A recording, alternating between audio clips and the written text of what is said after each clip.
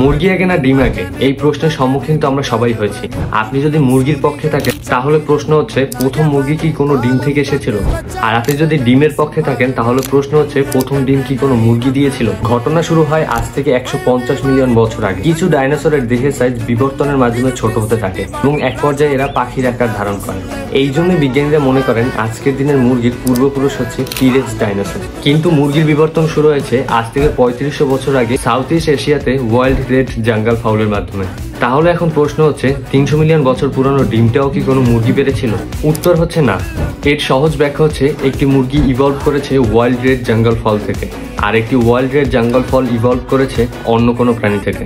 এখানে অন্য প্রাণীটিকে যদি আমরা একটি প্রোটো চিকেন হিসেবে ধরি তাহলে একটা সময় দুইটি প্রোটো চিকেন 18+ কাজ করার কারণে জেনেটিক মিউটেশনের মাধ্যমে এমন একটি ডিম তৈরি হয়েছে যা থেকে প্রথম true wild red jungle foul মুরগির জন্ম নিয়েছে। আর এই রেড জাঙ্গল ফল মুরগি 3500 বছর আগে জঙ্গল থেকে এসে মানুষের সাথে থাকার কারণে বিবর্তনের মাধ্যমে আজকের মুরগিতে পরিণত হয়েছে। তাহলে ডিম আগে না মুরগি আগে? এই প্রশ্নের সহজ উত্তর হচ্ছে ডিম আগে। আর এই ডিম কোনো মুরগি দেয়নি, মুরগির মতো দেখতে মুরগির কোনো পূর্বপুরুষ দিয়েছিল। ধন্যবাদ।